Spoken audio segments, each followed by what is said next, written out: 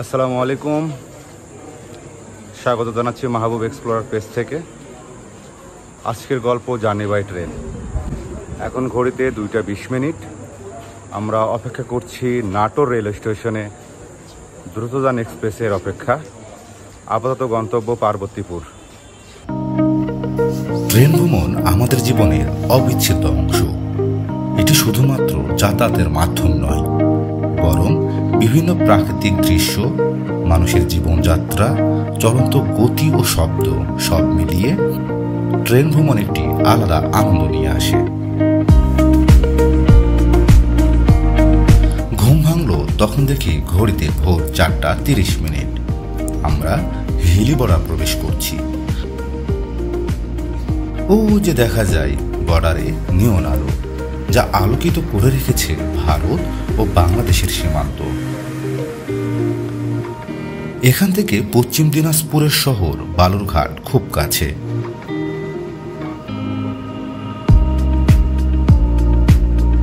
ভোর 5টা। আমরা ফুলবাড়ি পাস করছি। পূর্ব দিকে সূর্যের আভা দেখা দিচ্ছে। দেশের বৃহত্তর কয়লা খনি দেখা মিলে এই সেকশনে ট্রেন ভ্রমণ করলে।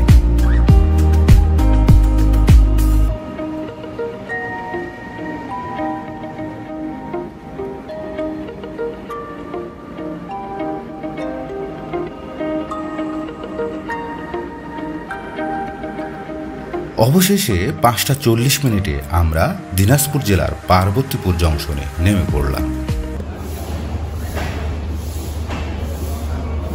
আমরা এই ট্রেনে ভ্রমণ করলাম নাটোর থেকে পার্বতীপুর পর্যন্ত। এখানে এখন এই দ্রুতযান এক্সপ্রেস পঞ্চগড়ের উদ্দেশ্যে ছেড়ে যাচ্ছে।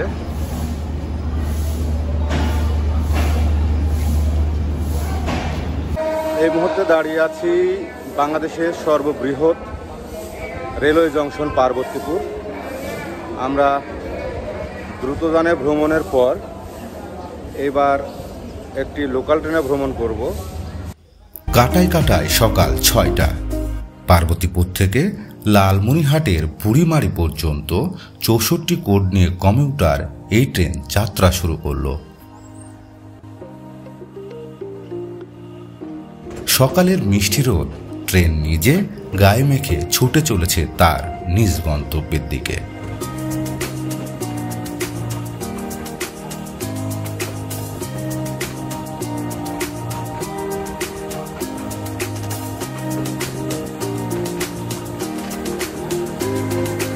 বিশ্বে প্রথম ইংল্যান্ডে ট্রেন চলাচল শুরু হয় আজ থেকে 200 বছর আগে।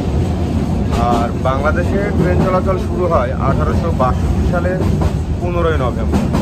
সকাল হয়েছে, মানুষগুলো ঘর ছেড়েছে, নানা গন্তব্যে যাত্রা শুরু করেছে। এই ট্রেনগুলো সেসব মানুষকে নিয়ে চলেছে তাদের আপন ঠিকানায়।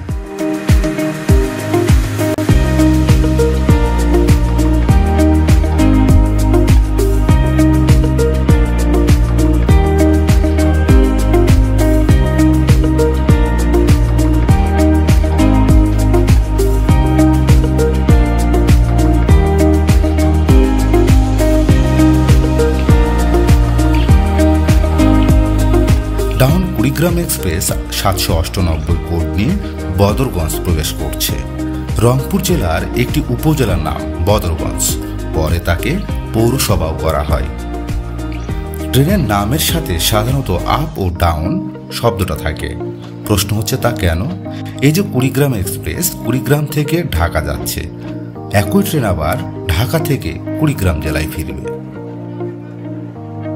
দক্ষিণ ও উত্তর মেরুকে কেন্দ্র করে যদি কোনো ট্রেন ঢাকার দিকে ঢোকে তাহলে সেটা ডাউন, আর ঢাকা থেকে বাইর হলে সেটা আপ।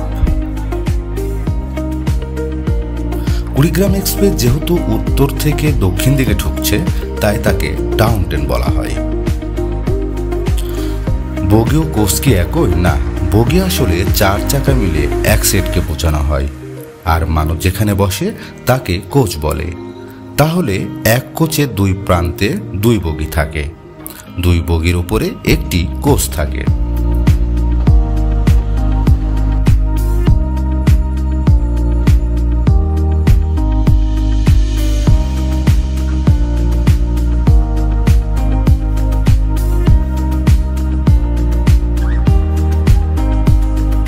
768 কোড নিয়ে দোলনচাঁপা এক্সপ্রেস বদরগঞ্জে প্রবেশ করছে। আপাতত আমাদের যাত্রা এই দোলনচাঁপা এক্সপ্রেসে। বদরগঞ্জকে বিদায় জানানোর পালা।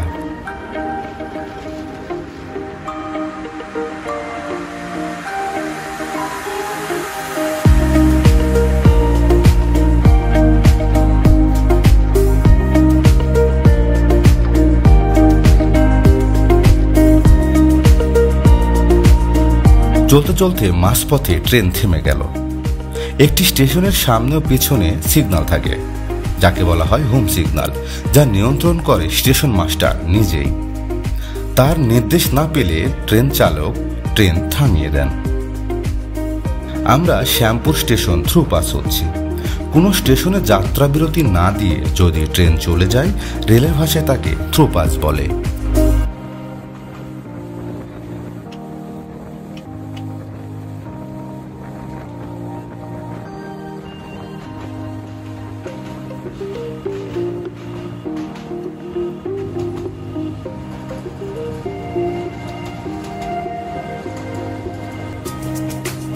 আমরা প্রবেশ করলাম উত্তরের বৃহত্তর জেলা রংপুর রেল স্টেশনে।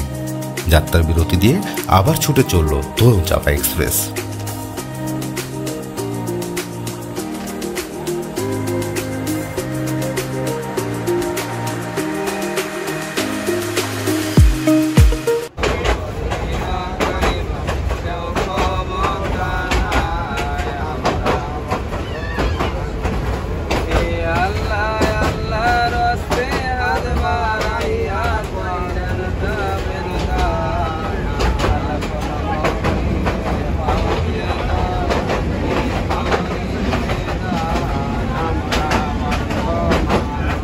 ট্রেনগুলো যে মানুষদের শুধু গন্তব্যে পৌঁছে দেয় এমনটা না।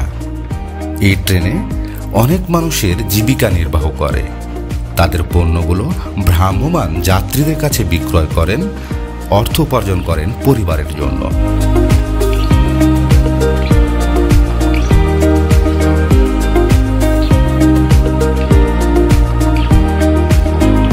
দেখতে দেখতে প্রবেশ করছি কাউনিয়া জংশনে। জংশন আর স্টেশন কি একই? না, এক স্টেশন থেকে আরেকটি লাইন বের হয়ে বিভিন্ন জেলাকে সংযুক্ত করে তাহা জংশন বলে। উদাহরণস্বরূপ সান্তাহার, আখাউড়া, টঙ্গী, ঈশ্বরদী, পার্বতীপুর এসবকে জংশন বলে। ঢাকা, রাজশাহী, সিলেট, চিটাগাং এগুলো শুধু রেলওয়ে স্টেশন।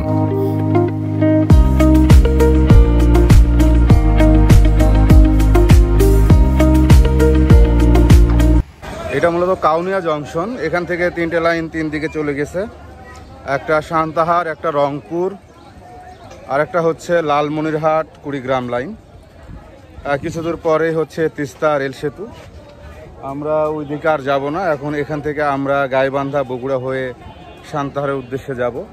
লোক রিভার্স হচ্ছে, আমরা একটু বাইরে আসলাম।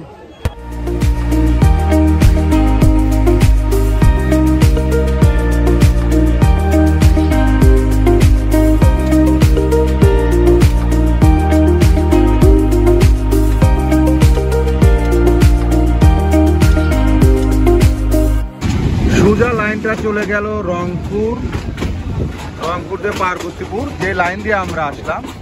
এরপরে এখানে আমরা ইঞ্জিন ঘুরালাম, ঘুরিয়ে তারপরে এই ট্রেন এখন বাম দিকে পীরগাছা, গাইবান্ধা, বগুড়ার উদ্দেশ্যে চলে যাচ্ছে। এই তো দেখতে পাচ্ছেন ডান দিকে যে লাইনটা সেটা মূলত রংপুর পার্বতীপুর গিয়েছে এবং বাম দিকে ট্রেনটা চলে যাচ্ছে। আমরা এই রুট দিয়ে ধরে আসলাম। এখানে জংশনে এসে ট্রেন রিভার্স করা হলো, ট্রেনটি ঘোরানো হলো। এখানে ট্রেন নানা কারণে হর্ন বাজায়। গেট ফেলানো, ক্রসিং পার হওয়ার সময় অথবা স্টেশন থ্রু পাস হওয়ার সময় খুব জোর বিপদ হলে 3 থেকে 4 বার হর্ন বাজিয়ে থাকে ট্রেন চালকরা।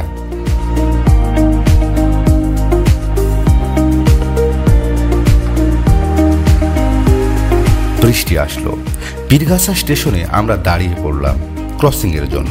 বাংলাদেশের উত্তরে সিঙ্গেল লাইন হবার কারণে সামনাসামনি যে কোনো একটি ট্রেনকে সাইড হতে হয়, যাকে বলে ক্রসিং। লাইন ক্লিয়ার দিতে হয় আরেক ট্রেন প্রবেশের জন্য।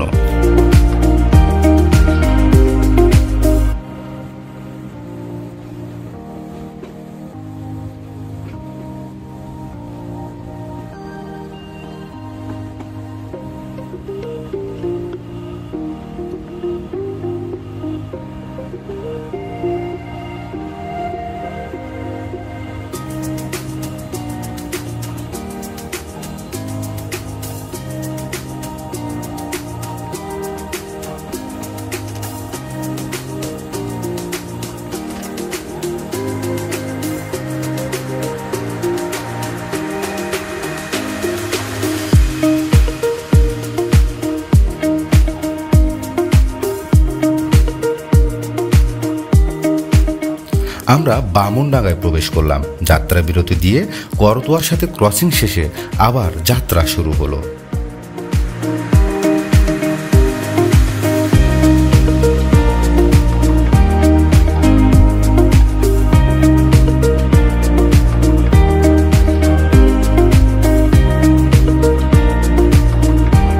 পরের স্টেশন গাইবান্ধা, উত্তরের আরেকটি জেলা।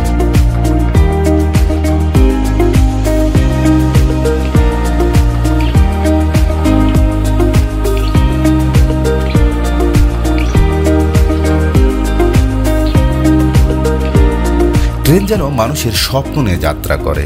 ছাত্রছাত্রী, ব্যবসায়ী, বর কনে, অসুস্থ রোগী, কত শত গল্পগাথা। এসব ট্রেনে ভ্রমণ করলে আপনি মানুষের জীবনের গল্প নিজ চোখে উপভোগ করতে পারবেন।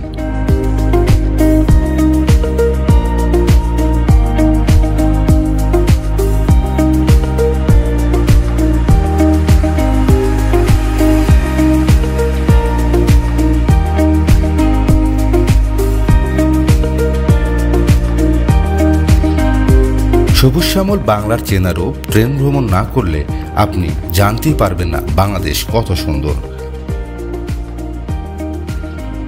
এক এক মানুষের এক এক জীবন যুদ্ধ নিয়ে ছুটে চলেছে দোলন চাপা।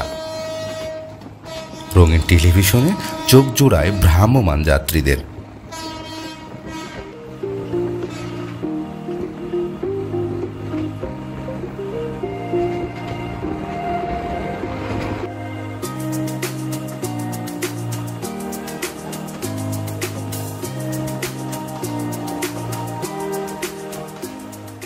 পরের স্টেশন উত্তরের প্রবেশদ্বার বগুড়া, উত্তরের বৃহত্তর জেলা বগুড়া। অর্থনৈতিক বাণিজ্যিকভাবে বেশ জনপ্রিয় জেলা বগুড়া।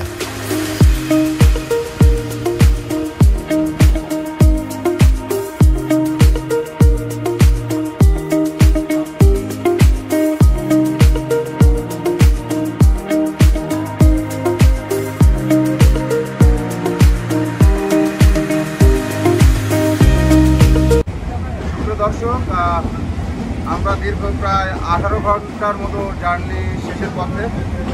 আমরা আজকে ট্রেন জার্নি করলাম, জার্নি ওয়াইজ ট্রেনের একটা গল্প বললাম আপনাদের।